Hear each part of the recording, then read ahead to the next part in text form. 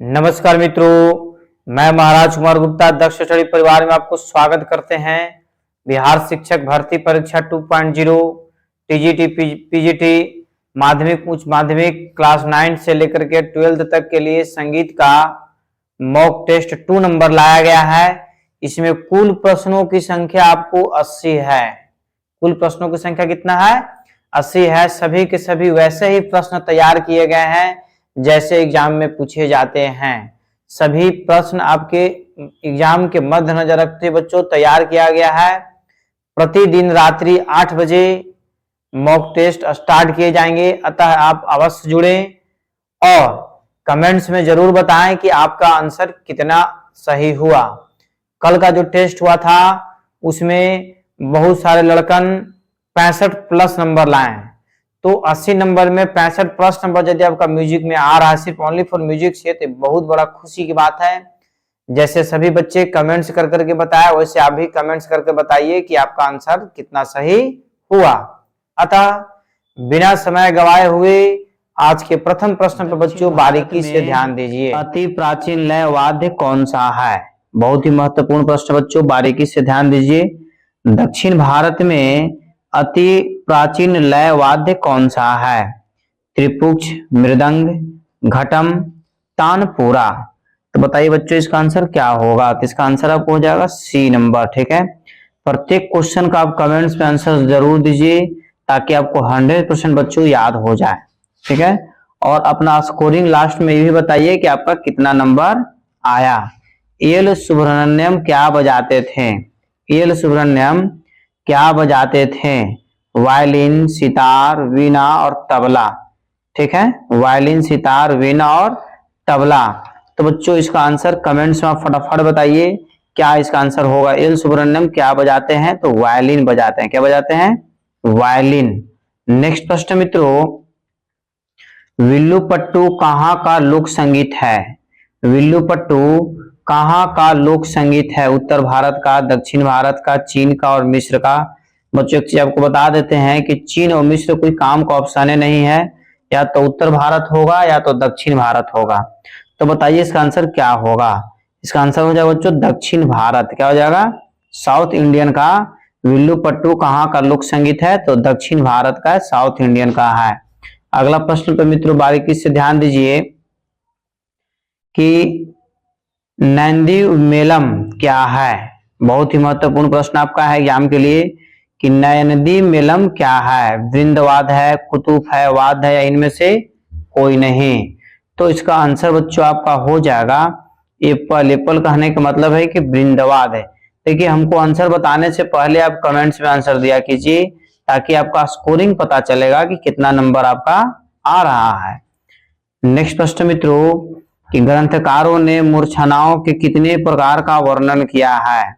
ग्रंथकारों ने मूर्छनाओं के कितने प्रकार का वर्णन किया है? ए में आपका जो है 6 है, बी में आपका 3 है, सी में 4 है, डी में 5 है। अर्थात बच्चों कितना? 4। 4 कहने का मतलब है कि सी नंबर। ग्रंथकारों ने कितनी मूर्छनाओं का वर्णन किया है? तो 4 नंबर। ठीक है, 4 है। ठीक है, अगला प्रश्न मित्रों आपका मध्यम ग्राम का दैवत कितनी श्रुतियों का होता है? बहुत ही महत्वपूर्ण प्रश्न आपका है।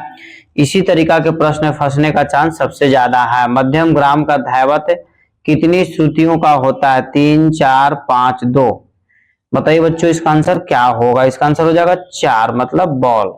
ठीक है, मध्यम ग्राम का दैवत कितनी श्रुतियों का होता है? तो 4 होता है।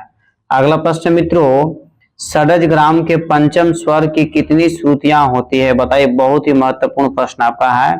षडज ग्राम के पंचम स्वर की कितनी श्रुतियां होती है? तो बच्चों इसका आंसर है 4, 3, 5 और 2। बताइए क्या आंसर होगा? कमेंट्स में फटाफट आप आंसर दे दिया कीजिए। 4 होगा। षडज ग्राम के पंचम स्वर की कितनी श्रुतियां होती है? तो 4 होती है। अगला प्रश्न है कि मध्यम ग्राम के पंचम स्वर कितनी श्रुतियां होती है? मध्यम ग्राम के पंचम स्वर की कितनी श्रुतियां होती है? 4, 5, 6, 3। बताइए बच्चों क्या आंसर होगा? लगातार आप सभी प्रश्नों का आंसर दिया कीजिए। तो इसका आंसर हो जाएगा 4, मतलब एप्पल। क्या हो जाएगा? एप्पल। नेक्स्ट प्रश्न मित्रों मध्यम ग्राम का पंचम स्वर कौन सी श्रुति पर व्यवस्थापित है? अति महत्वपूर्ण प्रश्न आपके एग्जाम के लिए है। मध्यम ग्राम का पंचम स्वर कौन सी श्रुति पर व्यवस्थापित है? 12, 17, 16, 10। तो बताइए बच्चों इसका आंसर क्या होगा? इसका आंसर हो जाएगा 16। और श्रृंगार कितने होते हैं? तो 16 होते हैं। संस्कार कितने होते हैं? तो 16 होते हैं।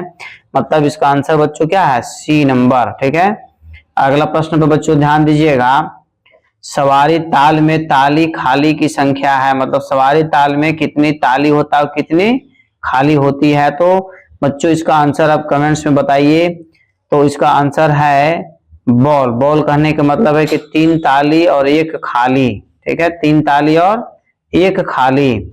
अगला प्रश्न बच्चों, मत कोकिला एक प्राचीन है। मत कोकिला एक प्राचीन है, क्या है? वेणु है कि बीना है कि ख्याल होगा? ख्याल है कि ढोल है? तो बताइए बच्चों इसका आंसर क्या होगा? ठीक है, तो इसका आंसर हो जाएगा बीना। ठीक है, मत कोकिला प्रकार का क्या है? तो बीना है, मतलब बी नंबर। अगला प्रश्न है, शुद्धा, भिन्ना, गौड़ी, बेसुरा और साधारणी किसके भेद हैं? किसके भेद हैं? राग का कि ध्रुपद का कि जाति का या श्रुति का? तो बच्चों इसका आंसर हो जाएगा आपको जाति का। किसके हैं भेद? जाति का। शुद्धा क्या है? तो जाति है। भिन्न क्या है? भिन्ना क्या है? तो जाति है। गौड़ी क्या है? तो जाति है। बेसुरा क्या है? तो जाति है। और साधारणी क्या है? तो जाति है। मतलब टोटल 5। अगला प्रश्न है आपका, मतंग ने पूर्व जातियों के कितने भेद प्रचलित थे? मतंग से पूर्व जातियों के कितने भेद प्रचलित हैं? 7, 2, 5, 9। बताइए बच्चों इसका आंसर क्या होगा? कमेंट्स में फटाफट आप आंसर दिया कीजिए, इससे आपको पता चलेगा कि आपका कितना स्कोरिंग सही है। तो इसका आंसर हो जाएगा 5, मतलब सी नंबर। ठीक है, अगला प्रश्न है बच्चों आपका कि सर्वप्रथम संगीत के साहित्य में राग शब्द का प्रयोग किस विद्वान द्वारा किया गया? सर्वप्रथम संगीत के साहित्य में राग शब्द का प्रयोग किस विद्वान द्वारा किया गया? भरत साहब द्वारा, मतंग, लोचन या दत्तिल साहब? तो बच्चों इसका आंसर आपको हो जाएगा मतंग ऋषि, मतंग साहब। ठीक है, अगला प्रश्न पर ध्यान दीजिएगा कि भारत का काल कब माना जाता है? भारत का काल कब माना जाता है? 5वीं शताब्दी, 4वीं शताब्दी, 10वीं शताब्दी, 3री शताब्दी? तो इसका आंसर बच्चों कमेंट्स में फटाफट दिया कीजिए। भारत का काल कब माना जाता है? भारत मतलब किस काल से संबंधित है? तो 4वीं शताब्दी, मतलब बॉल नंबर मित्रों इसका आंसर क्या है? सही है।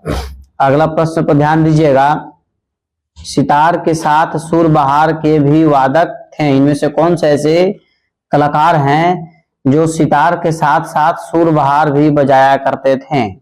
बताइए बच्चों आंसर क्या होगा? पंडित रविशंकर, पंडित निखिल बनर्जी, उस्ताद रईस खान, उस्ताद इमरत खान? तो इसका आंसर बच्चों कमेंट्स में आप जरूर दिया कीजिए। हो जाएगा इसका सी नंबर, मतलब उस्ताद रईस खान। सितार के साथ साथ क्या बजाते थे? तो सुरबहार बजाते थे, तो रईस खान। ठीक है, अगला प्रश्न बच्चों आपका, तबला एवं पखावज दोनों में महारत प्राप्त थी। मतलब कौन से ऐसे कलाकार है जो तबला भी और पखावज दोनों में एक कुशल कलाकार थे, महारथी प्राप्त किए हुए थे? घनश्याम दास, पुरुषोत्तम दास, पागल दास, प्रेम वल्लभ है?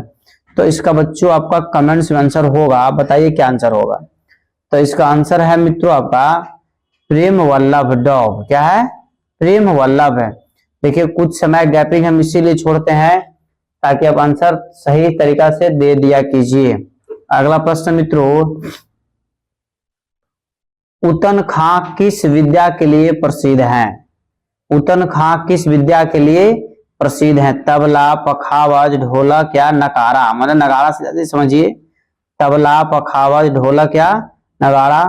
या तो इसका आंसर बच्चों आपका हो जाएगा एप्पल। एप्पल कहने का मतलब है कि तबला। उतन खां किस वाद्य के लिए प्रसिद्ध है? तो तबला वादक हैं। अगला प्रश्न पर मित्रों ध्यान दीजिएगा कि origin and function of music नामक निबंध किसने लिखा है? बहुत ही महत्वपूर्ण प्रश्न बच्चों कि origin and function of music नामक निबंध किसने लिखा है? Sir William Jones, Edmund Spenser, Herbert Spencer या एडवर्ड थॉमसन। तो बच्चों इसका आंसर अब कमेंट में फटाफट दिया कीजिए। इसका आंसर हो जाएगा सी नंबर, मतलब हर्बर्ट स्पेंसर। अगला प्रश्न है कि ललित कलाओं की संख्या है, ललित कलाओं की संख्या है 7, 5, 9, 2। ललित कलाओं की संख्या कितनी है?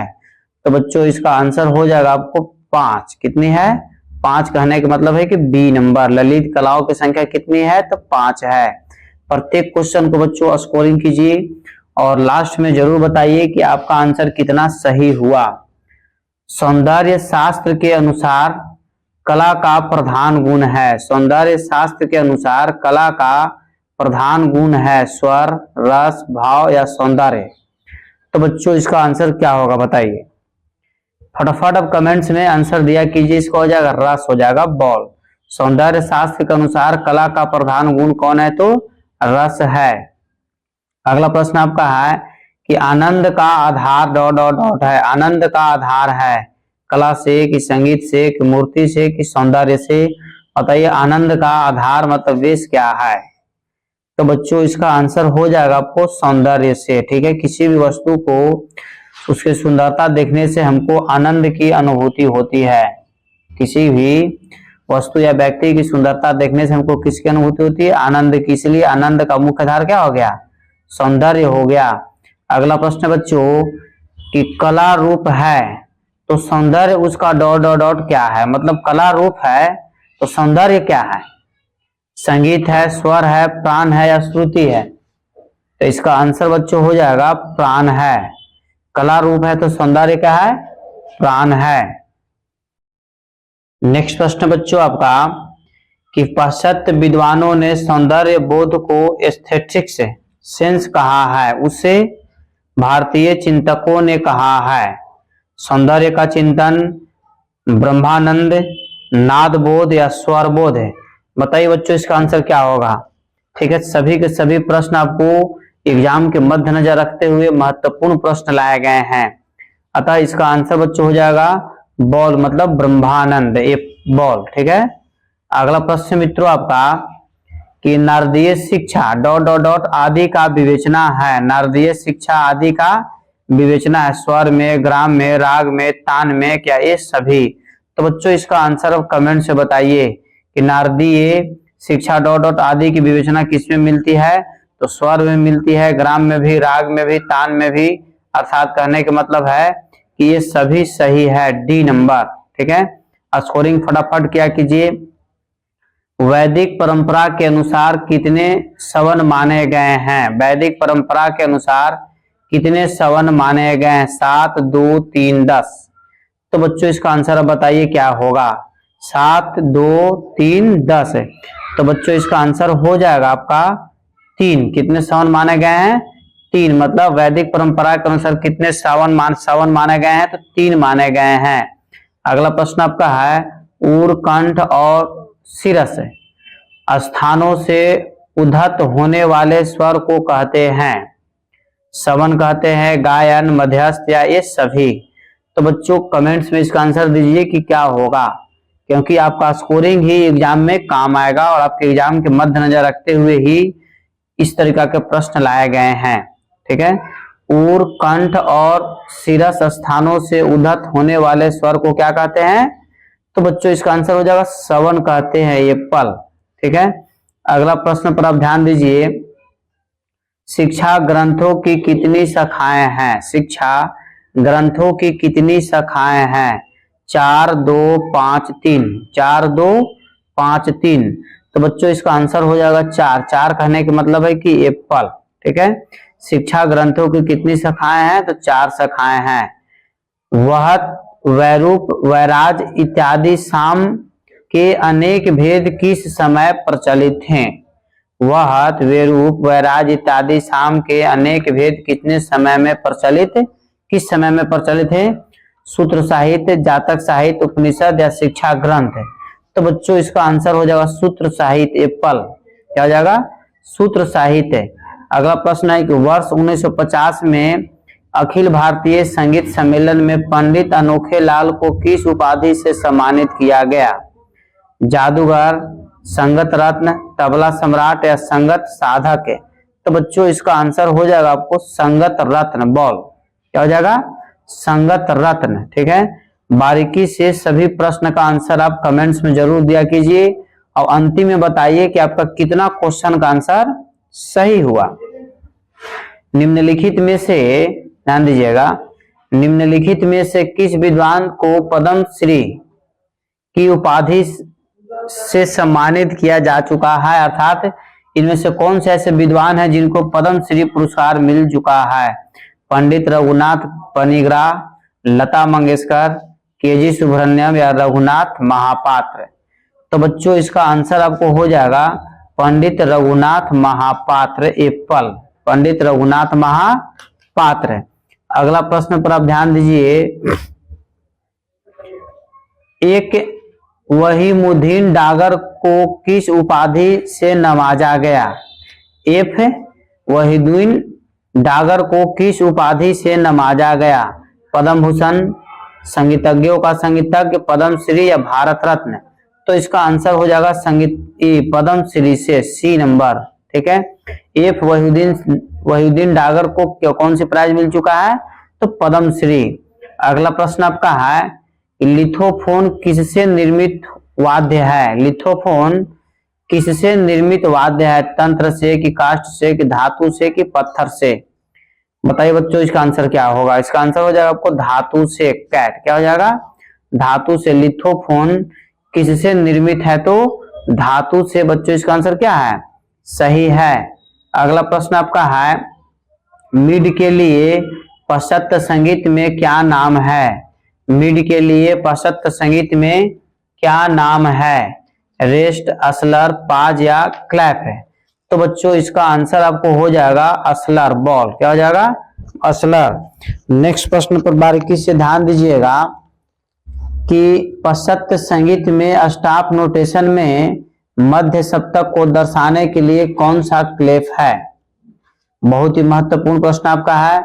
Bass clef, alto clef, tenor clef या ट्रेबल क्लैप है? तो बच्चों इसका आंसर आपको हो जाएगा एप्पल, मतलब बास क्लैप है।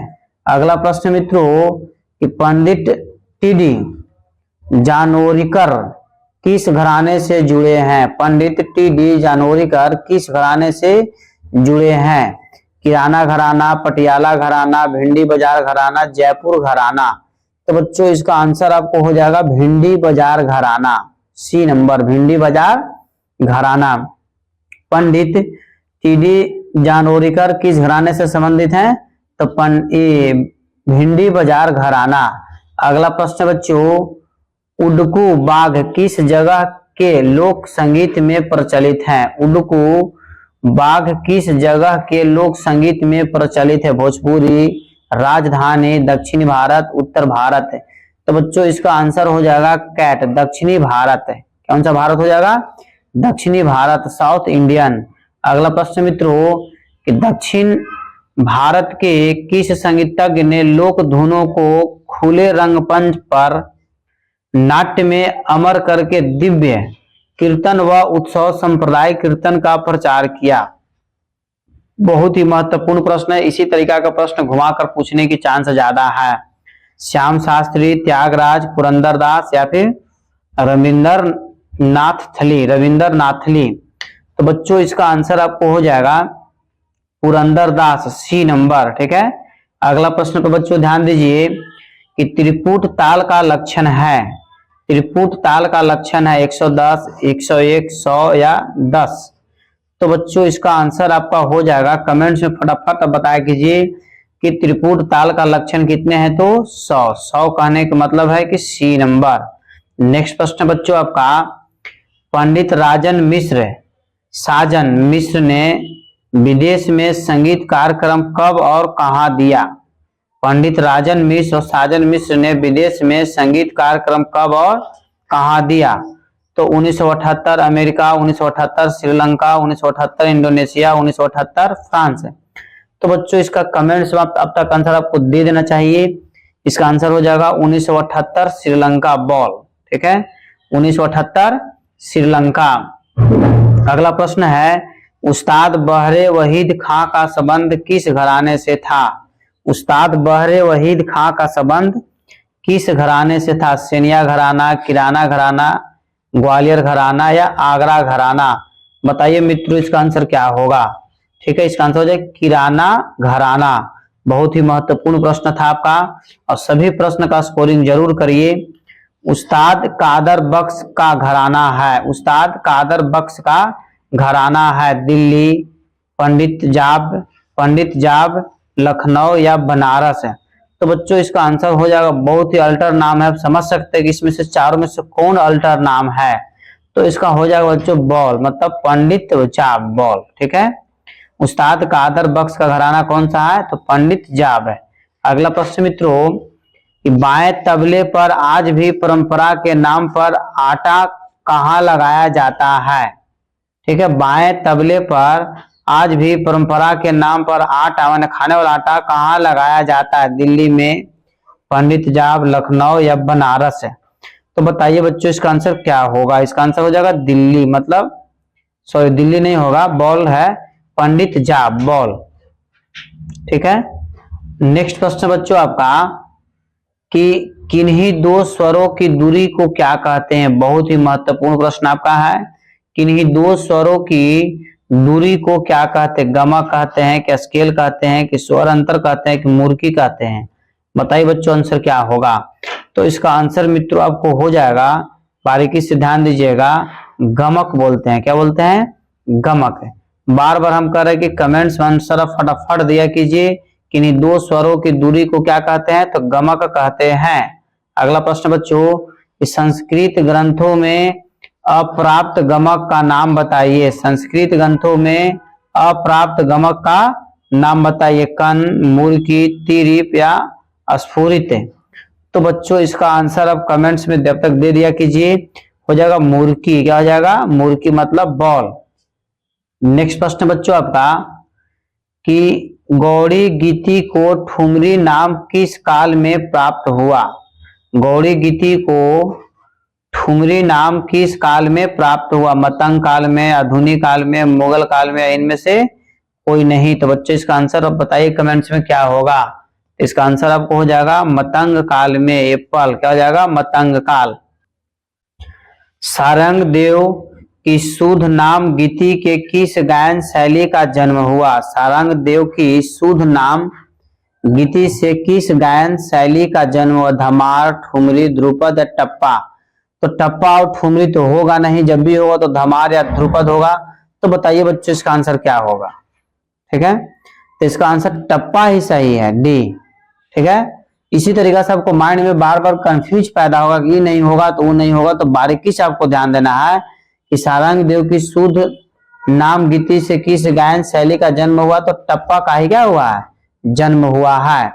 तो अगला प्रश्न बच्चों आपका है कि गोपुछ किसका प्रकार है? गोपुछ किसका प्रकार है? ठीक है, प्रबल का, अनु का, आलापन का या यति का?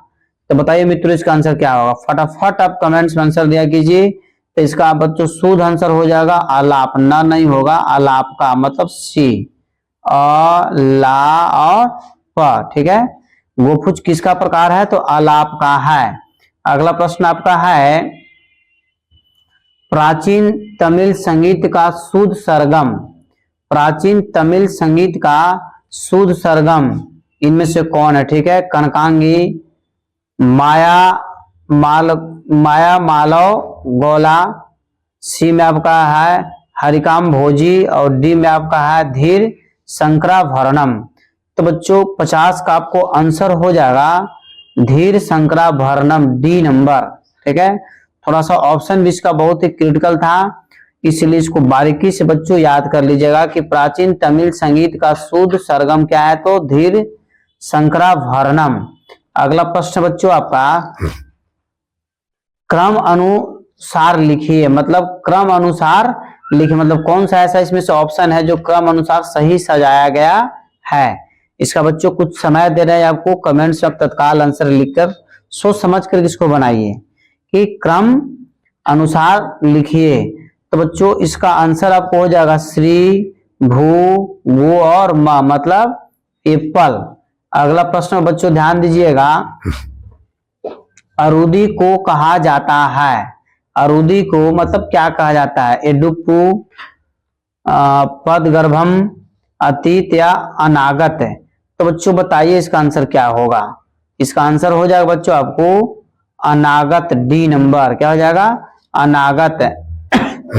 अगला प्रश्न है, पद वर्ण के निम्नलिखित अंग में भी साहित्य सम्मिलित है। पद वर्ण के निम्नलिखित अंग में भी साहित्य सम्मिलित है। पल्लवी, अनुपल्लवी, चिष्ट स्तर या चरणम। बताइए बच्चों क्या आंसर होगा। इसका आंसर हो जाएगा पल्लवी, मतलब एप्पल। ठीक है, फटाफट बच्चों कमेंट्स में आंसर दिया कीजिए। अनुबंधन किससे जुड़ा है, अनुबंधन किससे जुड़ा है, कीर्तन से, प्रबंध से, पंचरत्न से या वर्णम से। तो बच्चों इसका आंसर आप कमेंट्स में जरूर बताइए क्या आंसर होगा, और ये भी बताइए कि आपके कितने क्वेश्चन सही हो रहे हैं।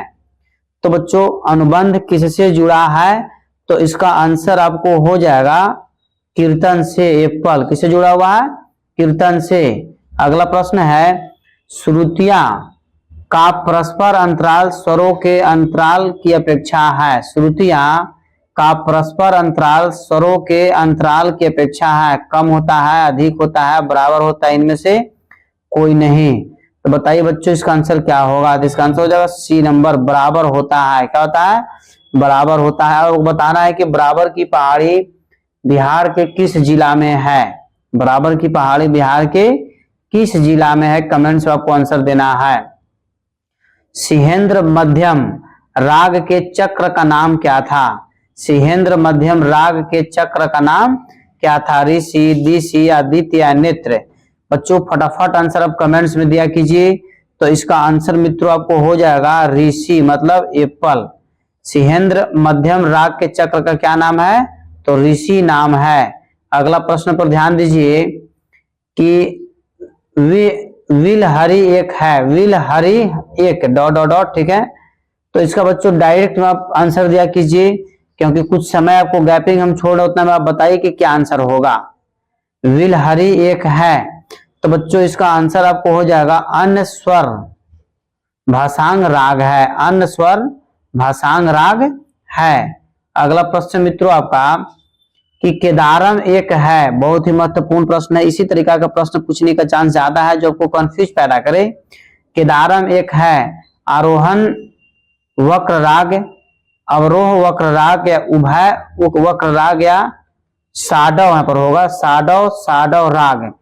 तो बच्चों इसका आंसर आपको हो जाएगा आरोह वक्र राग, बॉल। क्या हो जाएगा, बॉल।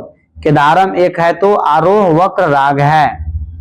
अगला प्रश्न आपका है कि मंदारी डॉट डॉट डॉट का जन्य राग है। मंदारी डॉट डॉट डॉट का जन्य राग है, 63वां मेल करता, 65वां मेल करता, 51 मेल करता है, 45 मेल करता।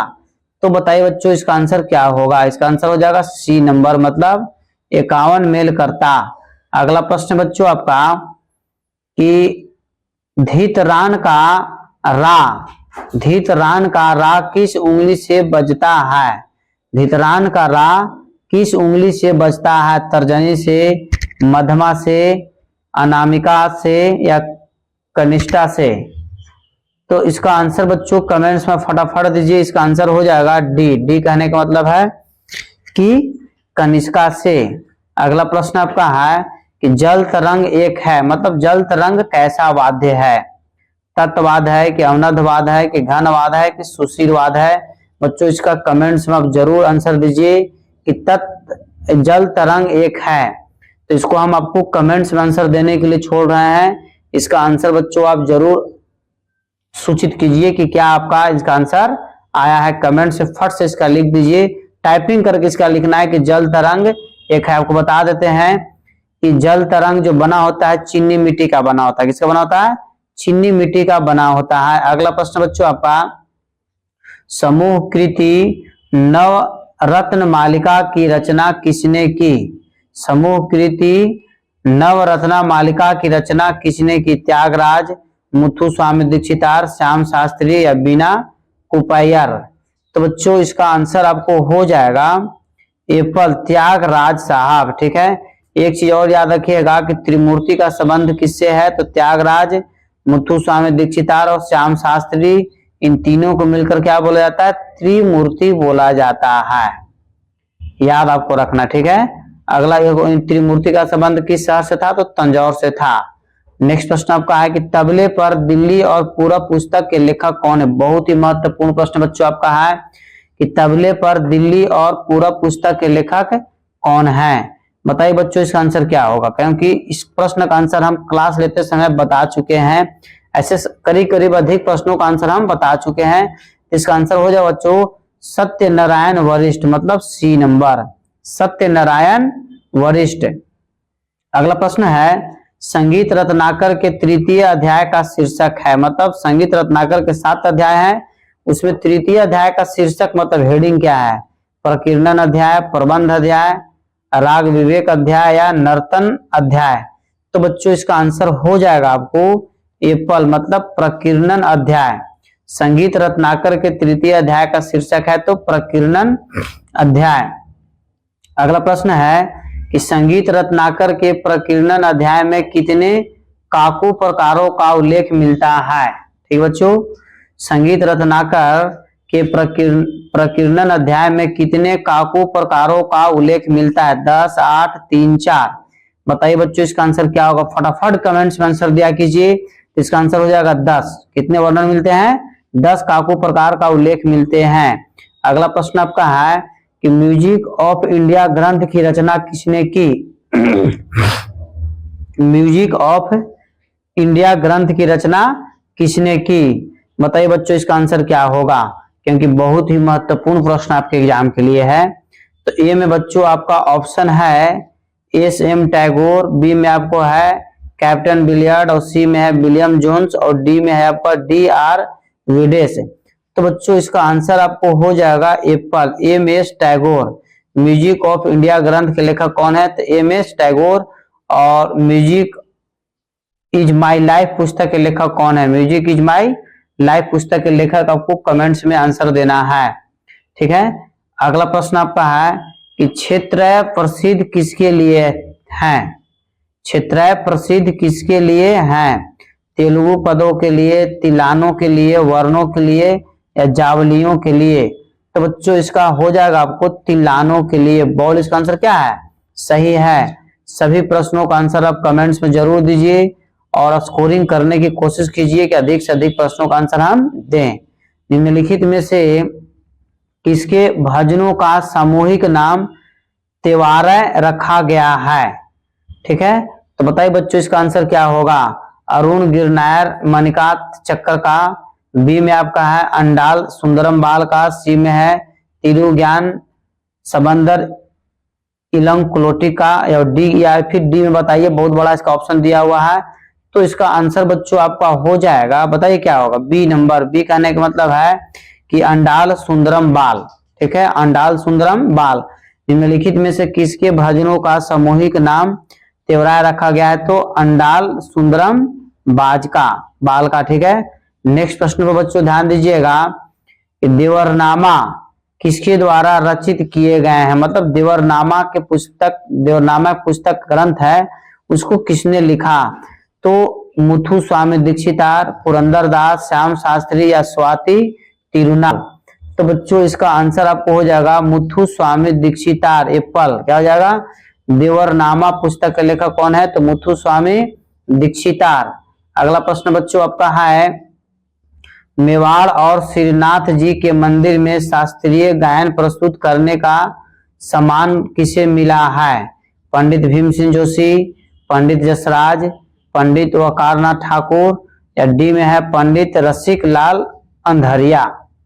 तो बताइए बच्चों इसका आंसर क्या होगा। बहुत ही महत्वपूर्ण प्रश्न आपके एग्जाम के लिए है और जो इसका आंसर जो व्यक्ति हैं वो बहुत ही हाईलाइटेड व्यक्ति हैं। ठीक है, तो इसका आंसर हो जाएगा पंडित भीमसेन जोशी, एप्पल। क्या हो जाएगा, पंडित भीमसेन जोशी। मेवाड़ और श्रीनाथ जी के मंदिर में शास्त्रीय गायन प्रस्तुत करने का सम्मान किसे मिला, तो पंडित भीमसेन जोशी का। अगला प्रश्न आपका है कि कव्वाली के पिता किसे कहा जाता है, बताइए क्या आंसर होगा। इसका आंसर आपको देना अति आवश्यक है कि कव्वाली के पिता किसे कहा जाता है, मियां तानसेन, अमीर खुसरो, सदारंग या अदारंग। तो बच्चों इसका आंसर आपको हो जाएगा अमीर खुसरो साहब। कव्वाली का जनक कौन है? तो अमीर खुसरो साहब है।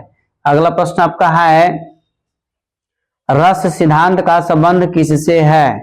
रस सिद्धांत का संबंध किससे है? पंडित राज जगन्नाथ से, वामगर्टन से, बी.एन. भारतखंडे साहब या हीगल से? तो बताइए बच्चों इसका आंसर क्या होगा? इसका आंसर हो जाएगा सी, मतलब बी.एन. भारतखंडे। रस सिद्धांत का संबंध किससे है? तो बी.एन. भारतखंडे साहब से। अगला प्रश्न बच्चों आपका, संचारी भावों की संख्या कितनी है? संचारी भावों की संख्या कितनी है? 23, 13, 33, 43। तो बच्चों बताइए इसका आंसर क्या होगा कि संचारी भावों की संख्या कितनी है? तो 13 है। ठीक है मित्रों, मतलब बी नंबर। अगला प्रश्न है आपका कि सामगान का प्रथम स्वर किस लौकिक स्वर से साम्य है? सामगान का प्रथम स्वर किस लौकिक स्वर का साम्य है? स, रे, ग, म। तो बच्चों इसका आंसर आपको हो जाएगा एप्पल। एप्पल कहने का मतलब है कि स से। अगला प्रश्न मित्रों, इंदिरा कला संगीत विश्वविद्यालय के प्रथम कुलपति कौन है? डॉक्टर प्रेमलता शर्मा, डॉक्टर इंद्राणी चक्रवर्ती, डॉक्टर पूर्णिमा पांडे या श्री कृष्ण नारायण रत्नांजकर? तो बच्चों इसका आंसर आपको हो जाएगा डी नंबर, मतलब श्री कृष्ण नारायण रत्नांजकर। अगला प्रश्न है आपका कि मध्य प्रदेश में स्थापित संगीत विश्वविद्यालय कौन सा है? मध्य प्रदेश में स्थापित संगीत विश्वविद्यालय कौन सा है? तो भारतखंडे विश्वविद्यालय गलत है। पंडित ओंकारनाथ ठाकुर विश्वविद्यालय, राजा मानसिंह विश्वविद्यालय या जीवाजी विश्वविद्यालय? तो बच्चों इसका आंसर आपको हो जाएगा डी नंबर, मतलब जीवाजी विश्वविद्यालय। मध्य प्रदेश में स्थापित संगीत महाविद्यालय कौन है? तो जीवाजी विश्वविद्यालय। ठीक है मित्रों, इसके बाद अगला आपका प्रश्न है, भारत द्वारा वर्णित गीतियों की संख्या है, मतलब भरत साहब ने गीतियों की संख्या कितनी बताई है? 3, 4, 5, 6। तो बच्चों इसका आंसर आपको हो जाएगा 4। गीतियों की संख्या कितनी बताए हैं? 4। भरत साहब द्वारा कितनी गीतियों संख्या को वर्णन किया गया है? तो 4 गीतियों का। अगला प्रश्न है कि पत्थर पर नक्शित संगीत है, पत्थर पर नकाशित संगीत है, तिरुत्तनी, बिम्बेरका, कुड़ी मियामले या खजुराहो? तो बच्चों इसका आंसर आप कमेंट्स में फट से बता दिया कीजिए। इसका आंसर मित्रों हो जाएगा आपको खजुराहो, डी नंबर। ठीक है, पत्थर पर नक्शित संगीत कौन है? तो खजुराहो।